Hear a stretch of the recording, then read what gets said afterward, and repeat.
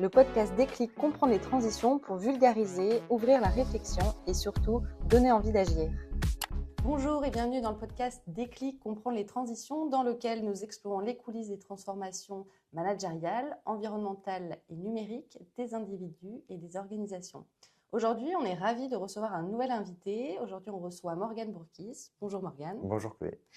Donc, tu es triple champion du monde d'apnée. C'est ça. On va en parler. Tu as été un de nos invités, le premier, durant nos masterclass experts, où tu nous as parlé de la lenteur comme tremplin de performance pour les organisations. C'était passionnant. Aujourd'hui, tu es dans le podcast Déclic.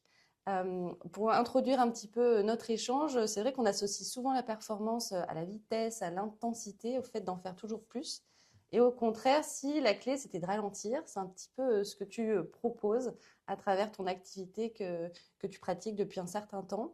Le souffle est la seule fonction que l'on peut à la fois subir et maîtriser. Revenir à lui, c'est retrouver de la lucidité, du calme et une autre manière de décider et d'agir. C'est exactement ce que tu vis, toi Morgane, sous l'eau. Tu es donc triple champion du monde d'apnée. Tu explores un équilibre subtil dans la maîtrise, l'adaptation et le lâcher prise. La première question, c'est par rapport au souffle comme point de départ. Hein. Tu dis que le souffle est la seule fonction psychologique que l'on peut contrôler. Physiologique, ouais. pardon, qu'on peut contrôler. Dans un monde professionnel justement qui s'accélère, qui est mouvant, comment on maîtrise ce souffle ? Bien, la respiration, le souffle, un peu tous ces mots qu'on utilise pour décrire cette fonction. On sait tous respirer en fait, c'est-à-dire qu'on ne se préoccupe pas de comment est-ce que l'on respire. Ça fonctionne à peu près correctement puisqu'on vit quand même un certain nombre d'années. Donc a priori, on sait respirer. Par contre, on ne sait pas forcément respirer et utiliser cette fonction de manière un peu plus complexe. Et par exemple, déjà, jouer d'un instrument de musique comme du saxophone, c'est très compliqué parce qu'on utilise sa respiration pour produire un son, mais en même temps, on doit aussi alimenter son organisme pour pouvoir continuer tout simplement à vivre et intercaler en fait cette production musicale. Donc c'est très complexe, c'est pas donné à tout le monde. Et on peut utiliser aussi en fait sa respiration simplement pour s'apaiser et ralentir justement. Il faut savoir que la respiration, elle est liée aussi, elle est connectée à nos émotions via le système nerveux sympathique, celui qui active, qui accélère un peu, et le système nerveux parasympathique, celui qui apaise et qui ralentit en fait. Et dans en fait toutes les réactions physiologiques liées par exemple au stress, on va avoir une augmentation du rythme cardiaque, on va transpirer, on va trembler et on va accélérer sa respiration justement pour répondre en fait à cette émotion, on va dire négative, d'accord ? Et c'est vrai que quand on a peur ou quand on est amoureux, par exemple, notre respiration est très différente. Okay ? Et en fait, avoir le contrôle de cette respiration, c'est aussi en fait pouvoir, dans l'autre sens, influer aussi sur ses émotions. Et c'est pour les managers, peut-être qui nous écoutent, exactement. les chefs d'entreprise, que là, ça peut être un réel outil. C'est ce réel outil qui est utilisé notamment dans beaucoup d'activités de méditation, de relaxation. En fait, c'est maîtriser son souffle pour maîtriser derrière ses émotions et s'apaiser. Et retrouver une santé mentale et psychique, enfin mentale, psychique et physiologique, je dirais, équilibrée. Et c'est grâce à cette prise de conscience de la respiration que l'on va pouvoir influer justement sur ses émotions et ne pas paniquer, par exemple, face à un défi à relever. Et tu parlais aussi de lâcher prise. En apnée, tu navigues en permanence entre contrôle et lâcher prise. Comment ce paradoxe, justement, il peut inspirer aussi les managers, les chefs d'entreprise, les salariés aussi qui écoutent Déclic, qui cherchent à innover tout en gardant un cadre sécurisant. Mais en fait, quand on est dans le lâcher prise et le contrôle, en fait, on est sur deux paradigmes bien opposés. Si je reprends le premier, plutôt d'abord le contrôle, c'est qu'on est dans le cadre, en fait, donc on est dans la norme, on respecte ce cadre-là, et quand on est dans le lâcher prise, on est plutôt hors cadre, d'accord ? Et moi, j'ai pas mal travaillé sur la motivation avec un coach mental qui s'appelle Frédéric Linker, qui est à l'origine d'une méthode qui s'appelle Motiver pour et qui a beaucoup travaillé sur la motivation justement. Et sa méthode, à lui, représente en fait une maison dans laquelle on a différentes pièces. Okay ? Et ces différentes pièces correspondent en fait à un état d'esprit. Et cet état d'esprit vous permet en fait de voir les choses d'une certaine manière. Un état d'esprit, c'est une humeur psychologique en fait. C'est un état mental dans lequel vous allez voir les choses d'une certaine manière. Et lié à cela, vous allez donc être motivé d'une certaine manière. En fait, on est tout le temps motivé. Il faut juste savoir si est-ce que notre motivation est en adéquation avec la situation qui se présente à nous ou l'interaction que l'on doit vivre, par exemple. Et dans cette maison, dans cette fameuse maison, il y a notamment 2 pièces qui sont très intéressantes, qui sont la pièce de l'utile et la pièce des libertés. Et la pièce de l'utile, c'est lorsque vous travaillez justement sur votre efficacité. Et c'est là que vous travaillez en fait sur votre capacité à faire les choses de manière rigoureuse en respectant le cadre. La pièce des libertés, à l'inverse, c'est celle où vous travaillez votre créativité. C'est celle où vous êtes en fait, vous pouvez partir d'une page blanche, vous êtes un peu think out of the box, comme on dit, c'est-à-dire que là, en fait, vous êtes dans l'innovation. Et ces 2 pièces, en fait, vous pouvez les utiliser. C'est-à-dire que, suivant un moment la situation qui se présente à vous, il sera peut-être utile d'aller justement dans cette pièce de l'utile et respecter le cadre, ou alors il sera peut-être plutôt favorable d'aller dans la pièce des libertés pour pouvoir faire naître en fait votre créativité. Et donc, en fait, on peut utiliser ces 2 états d'esprit au final. En fait, on a un certain nombre d'états d'esprit. Comment réellement? En fait, c'est une gymnastique mentale. C'est-à-dire qu'il faut avoir de la psychodiversité. Il faut savoir en fait et connaître toutes les pièces de cette maison que l'on a tous en nous. On utilise certaines d'entre elles de manière plus prioritaire parce que on est comme ça, a été habitué à fonctionner comme ça. C'est pas forcément un enfermement comportemental, mais c'est plutôt que on est plutôt à agir de telle ou telle manière sur l'ensemble des situations qui se présentent à nous. Et en général, ça marche plutôt bien. Sauf de temps en temps où ça accroche un peu. Et là, l'utilité de cette méthode, ça serait d'aller justement aller dans une autre pièce, avoir un autre état d'esprit, une autre motivation possiblement mieux adaptée à la situation qui se présente à nous, et du coup, mieux vivre celle-ci. Parce que le but, en fait, c'est de vivre la situation qui se présente à nous de manière agréable, le plus agréable possible, en fait. Et aller chercher, en fait, dans chaque pièce, ces différents états d'esprit qui s'apparenteraient ou qui correspondraient le mieux à la situation qui se présente face à nous, ça nous permet, en fait, d'être performants, de vivre la situation de manière agréable, de la voir intéressante, parce qu'on est dans le bon état d'esprit, parce qu'on a la bonne motivation. Et en fait, pour reprendre véritablement ce que tu disais tout à l'heure, ce contrôle ou ce lâcher-prise, c'est qu'à un moment, j'accepte d'aller dans la pièce qui va correspondre le plus possible à la situation qui se présente à moi. Et parfois, c'est dans le contrôle et parfois, c'est dans le lâcher-prise. Ça dépend. Du lâcher-prise pour de l'innovation qui passe par la créativité, c'est intéressant aussi d'en parler. La pièce des libertés, c'est la créativité. C'est justement accepter de s'affranchir du cadre pour penser différemment. Ça, c'est intéressant aussi pour les managers, les chefs d'entreprise qui encadrent, qui managent des équipes, de faire place aussi à cette créativité, au lâcher-prise. Exactement, c'est là où vous allez sortir des choses nouvelles au final. Voilà, pour innover et faire innover toute une équipe, une organisation, une entreprise. C'est assez inspirant. C'est les états d'esprit. Voilà, choisir le meilleur état d'esprit. Si on allait dans d'autres pièces, on pourrait travailler par exemple sur l'individu ou sur le collectif. Même chose, parfois il y a des choses qui sont intéressantes à vivre de manière propre, c'est-à-dire pour son compte, mais il y a aussi des moments où il faut aller visiter des pièces où le but c'est d'aller dans le soutien ou l'accompagnement des autres. Donc c'est vraiment en fait une maison qui permet d'avoir des états d'esprit qui vont se rapprocher le plus et qui vont vous permettre en fait de vous adapter le plus à la situation qui se présente à vous. Tu as un peu anticipé, tu as répondu à la troisième question qui était de repenser à la performance. Donc, c'est complètement ça. Hein. Tu expliques que cette performance ne se limite pas au résultat. Elle repose sur le processus de ces états d'esprit dont tu parles pour naviguer entre le cadre et puis le lâcher-prise.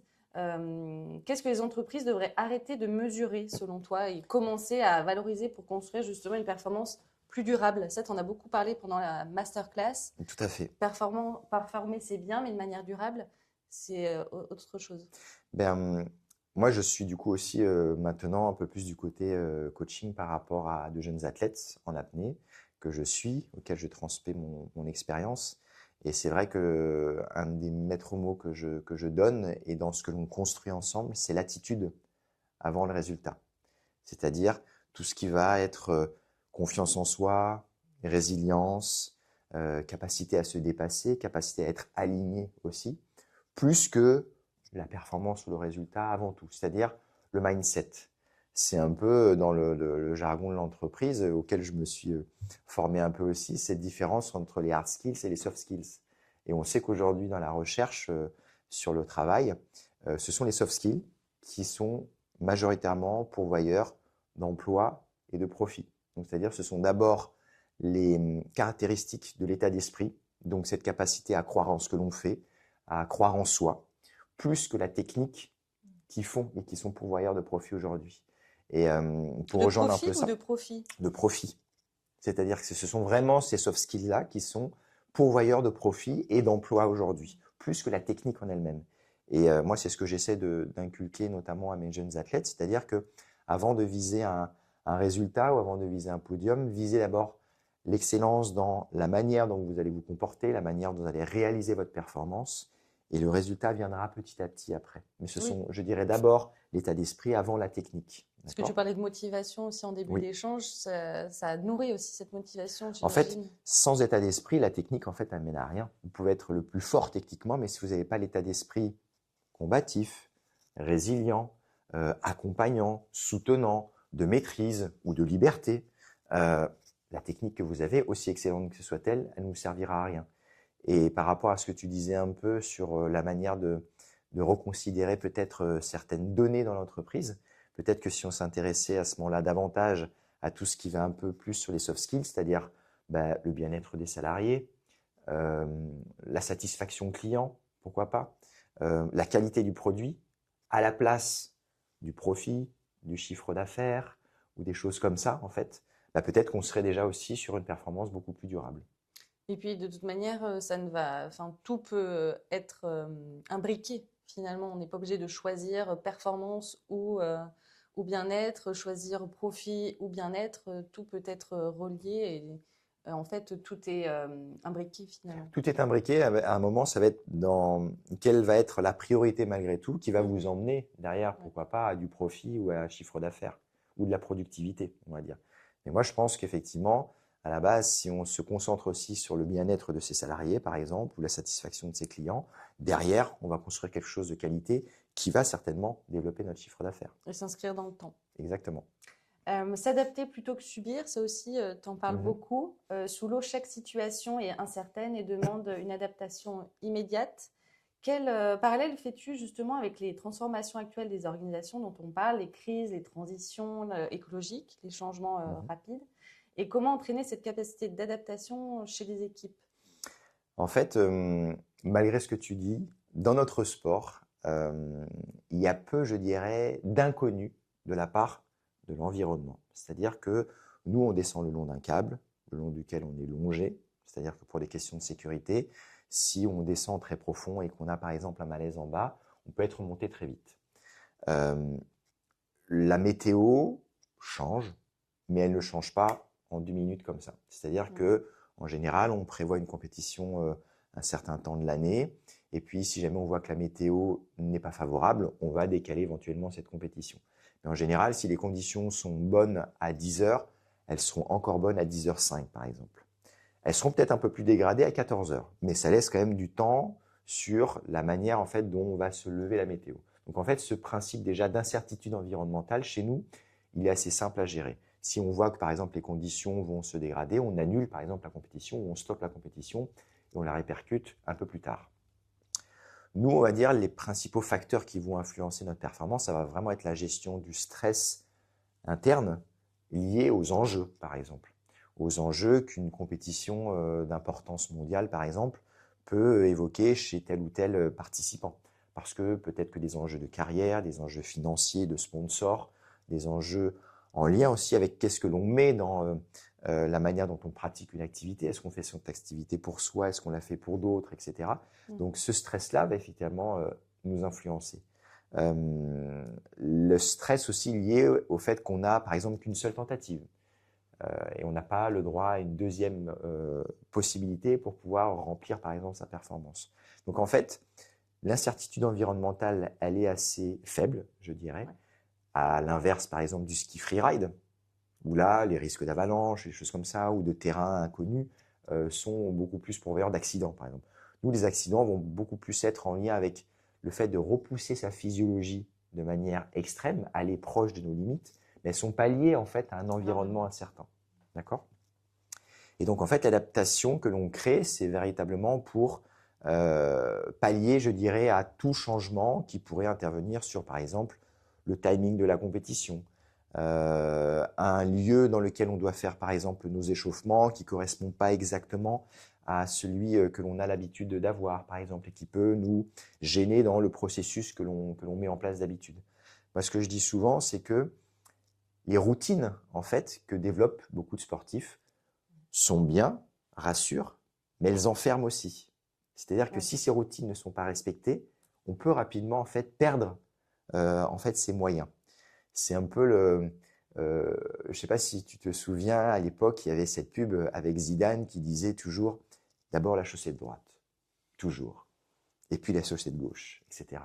Sauf que le jour où tu ne peux pas mettre ta chaussée de droite en premier, qu'est-ce qui se passe? Tu es complètement perturbé. Oui, l'adaptabilité, elle est importante. L'adaptabilité, elle est importante, où il faut savoir en fait créer, comment dire, tout ce qui va être attrait en fait en réponse au changement. Si je ne peux pas mettre cette fameuse chaussée de droite, qu'est-ce qui va se passer? Est-ce que ça va vraiment changer ma performance? Est-ce que c'est si important que ça? Si par contre, Usain Bolt n'a pas ses chaussures de course pour faire son 100 mètres, c'est évident qu'il ne pourra pas gagner. Par exemple, s'il ne va pas mettre des chaussures de jogging comme on porte nous pour aller faire 1 heure de course pour aller faire son 100 mètres. Ça, c'est évident. Mais tout ce qui va être attrait envers hors matériel hyper pointu, par exemple, tout ce qui va être attrait au comportement peut être évité. Moi, j'essaye, par exemple, quand j'étais encore athlète, d'avoir un échauffement qui était sans arrêt, en fait, changeant, pour éviter de m'enfermer, en fait, dans des routines. Si jamais ces routines ne peuvent pas être mises en place, que je sois complètement désarçonné. Donc, pour transposer pour un manager ou un chef d'entreprise qui nous écoute, qu'est-ce que tu conseillerais? En fait, ce que je conseille, c'est qu'effectivement, il faut avoir étudié en amont tout ce qui va être attrait au changement, bien évidemment. Aujourd'hui, par exemple, ce qui est reproché à nos politiques, c'est de ne pas prendre en compte le changement climatique. Pourquoi? Parce que c'est vrai que c'est très compliqué de prendre en considération un changement qui n'est pas perceptible dans la vie de tous les jours. Mais ce n'est pas le cas, par contre, de beaucoup d'habitants sur cette planète, qu'ils sont confrontés en fait en permanence. Nous, oui. Certains d'entre nous, ils sont confrontés un petit peu parfois sur les sécheresses, les agriculteurs, par exemple. Eux, ils le comprennent très bien. Nous, dans nos villes, on se dit que oui, le changement climatique, ça va venir. Ça va venir. D'accord? Et du coup, c'est aussi en fait ce que l'on reproche à nos politiques aujourd'hui, c'est de ne pas mettre en place, par exemple, toutes les politiques nécessaires en termes d'énergie, de transport, d'alimentation, tous les choix qui vont permettre de s'adapter à ce changement qui arrive. On sait qu'il arrive, mais il n'est pas encore présent quotidiennement. Donc forcément, il ne nous impacte pas vraiment, même si les assurances auront un autre discours, on est bien d'accord. Et c'est pour ça qu'en fait, c'est compliqué d'avoir cette capacité d'adaptation face à un changement qui est encore très flou. Mais il faut essayer au maximum de penser ce changement pour pouvoir mettre en place en fait toutes les actions qui vont être en réaction à ce changement justement. Et ne pas s'enfermer dans des routines, c'est justement être capable à un moment de s'adapter à une situation qui va à un moment découler un peu de nulle part. Dans cette fameuse maison, c'est la pièce de l'ajustement, justement. L'ajustement. Ouais, être capable en fait de travailler toujours son efficacité et de travailler avec souplesse et d'être capable d'ajuster le cadre au lieu de le respecter à tout prix. La souplesse, on en parle aussi de plus en plus. Donc des routines pour sécuriser quand même les équipes. Mais même, pas pour nous enfermer. Mais pas pour nous enfermer. Oui. Ralentir pour durer. On va conclure de cette manière ensemble, Morgane. Dans ton parcours, ralentir est devenu une réelle stratégie de longévité, de performance. Dans tes environnements professionnels, souvent sous tension, comment justement on peut convaincre qu'aller moins vite peut en réalité rendre plus efficace et plus durable? Parce que dans la masterclass, tu nous as expliqué que ralentir, ça ne veut pas dire moins faire, mais c'est faire différemment. Comment expliquer ça aux auditeurs des clics? Alors en fait, ralentir, c'est en fait laisser de la place, laisser un espace pour, par exemple, penser différemment, laisser un espace pour que ses collègues puissent aussi intervenir dans une réflexion, pour une prise de décision, laisser de la place aussi pour, du coup, prioriser. Ralentir, c'est aussi un moment priorisé, c'est accepter de dire non. Et c'est accepter aussi, à un moment, de pouvoir laisser de la place pour créer et pour innover, parce que vous allez penser différemment. Si vous laissez justement de la place à cette réflexion et à votre pensée, vous allez pouvoir faire sortir des choses qui ne sortiraient pas lorsque vous êtes tout le temps pressé, en fait. Moi, c'est ce qui s'est passé un peu en 2019, c'est-à-dire que avec ce ralentissement, Alors 2019, juste pour les Ouais, auditeurs qui ne connaissent pas ton excusez-moi. Ouais, tout parcours, à fait. qu'est-ce qui se C'est mon passe? dernier titre de champion du monde, en fait. C'est la fin de ma carrière. Et ce ralentissement, en fait, m'a permis de penser différemment et de m'entraîner différemment, justement. Parce que j'avais laissé de la place à la réflexion et j'avais laissé de la place à comment renouveler, en fait, mon entraînement pour pouvoir être performant, pour pouvoir sortir aussi d'une certaine zone de confort. Parce qu'il faut être capable, toutes les saisons, en fait, de pouvoir se renouveler. Chaque saison est différente. L'état d'esprit va être différent. Le corps va être différent aussi. Euh, les, les enjeux ou même le, tout ce qui va être attrait au matériel va être différent aussi. Donc, en fait, il ne faut jamais aborder une saison de la même manière que la précédente. Parce que ce qui a marché une précédente saison ne va pas forcément marcher la saison suivante. C'est comme ça. Et moi, ce ralentissement m'a permis justement de penser un entraînement différent et de penser un entraînement, par exemple, complètement hors de l'eau, alors que mon sport, c'est quand même de performer sous l'eau. Et moi, je me suis dit que j'allais, en fait, cette fois-ci, m'entraîner beaucoup plus à sec et en altitude. Pourquoi en altitude? Parce qu'en altitude, il y a moins d'oxygène, justement. Et le propre de mon sport, c'est d'avoir une réserve d'oxygène et de la préserver, en fait, au maximum pour pouvoir durer, c'est-à-dire vraiment d'être économe au maximum. Et en m'entraînant en altitude, j'allais déjà, en fait, m'entraîner dans un environnement où l'oxygène allait être raréfié. Et donc, comme il y en a encore moins à la base, il faut que je sois encore plus précautionneux et encore plus économe à utiliser celui-ci dans ma performance. Alors, je n'ai pas fait forcément des entraînements en montagne dans les Alpes, mais j'ai fait des entraînements avec une machine qui me permettait de reproduire ce qui se passe en fait à haute altitude. Et notamment, c'est un peu comme ça que je me suis entraîné, on va dire, sur ce qui correspondrait quasiment à une altitude de l'Himalaya. J'ai fait de l'apnée à quasiment 5000, 5500 mètres d'altitude sur un rameur. Pourquoi sur un rameur? Parce qu'il utilisait les bras et les jambes.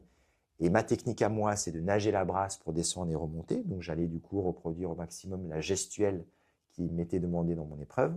Et en fait, en travaillant dans cette altitude-là, j'allais justement provoquer des changements physiologiques dans mon corps pour pouvoir être plus performant dans ce qui allait m'être demandé derrière. Et c'est grâce en fait à ce ralentissement que j'ai eu cette idée de pouvoir en fait m'entraîner différemment, stimuler mon corps différemment, créer des nouvelles adaptations et créer aussi du coup un renouveau mental dans mon entraînement. Parce que repartir saison après saison sur des processus qu'on a déjà vus, Oui, on etc., en revient à la etc., motivation, on hein, à revient nouveau, hein. toujours encore à ce principe de motivation. Le changement fait du bien. Et un moment aussi, c'est croire en ce que l'on fait. C'est très important.